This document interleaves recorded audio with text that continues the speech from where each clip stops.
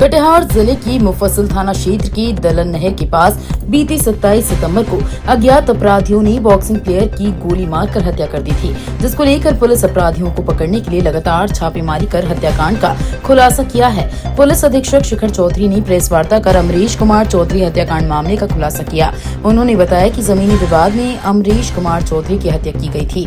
इस हत्याकांड में लाइनर का काम करने वाली जैकी तिवारी और राहुल पासवान को गिरफ्तार किया गया है। वहीं शूटर और मुख्य साजिशकर्ता की भी पहचान कर ली गई है, जिन्हें जल्द पुलिस गिरफ्तार कर लेगी। वहीं उन्होंने इस हत्याकांड में एक प्रॉपर्टी डीलर के शामिल होने की भी बात कही है। इस हत्याकांड में शामिल बाकी बचे अन्य आरोपियों की गिरफ्तारी को लेकर पुलिस छापेमारी अभियान चला रही है।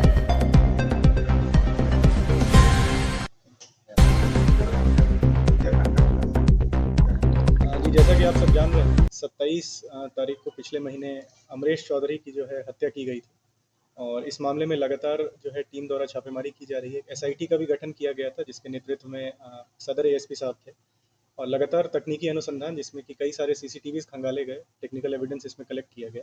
इसी क्रम में इसमें 2 व्यक्तियों को गिरफ्तार किया गया है। एक व्यक्ति का नाम है राहुल पासवान, जो थाना सहायक के रहने वाले हैं, और दूसरे व्यक्ति का नाम है मुकेश तिवारी उर्फ जैकी, जो कि मिर्चाईबाड़ी थाना सहायक का रहने वाला है।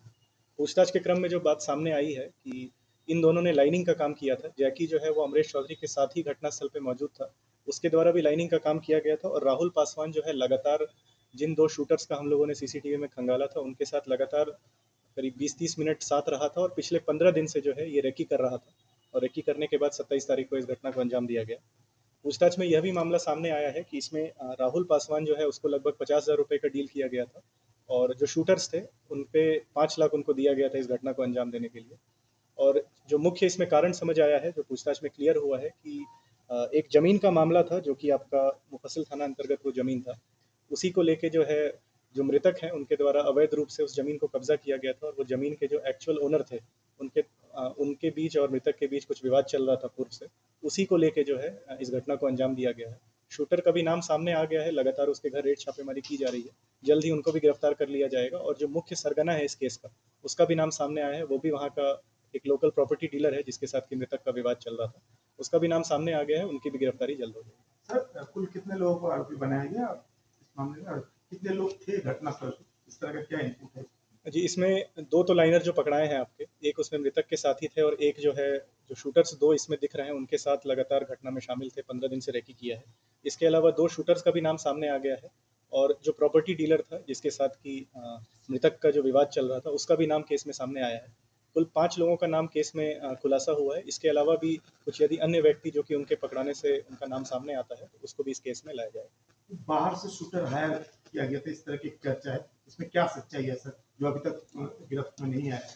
जी, जो शूटर है वो लोकल ही रहने वाला है। जैसा कि पूछताछ में क्लियर हुआ है, टेक्निकल एविडेंस से भी क्लियर हुआ है कि राहुल पासवान जो कि पकड़ाया है, रेकी कर रहा था, उसकी और जो शूटर है दोनों एक ही जगह के रहने वाले हैं। दोनों के बीच लगातार बातचीत पाई गई है। साथ ही साथ जो प्रॉपर्टी डीलर है, जिसके द्वारा कि इस घटना को अंजाम देने की पूरी जो है षड्यंत्र रची गई थी, उनकी भी जो है कॉल डिटेल्स में हम लोग को राहुल पासवान और जो शूटर है, जो लोकल एरिया का रहने वाला है, उन दोनों के साथ बातचीत के सबूत मिले हैं।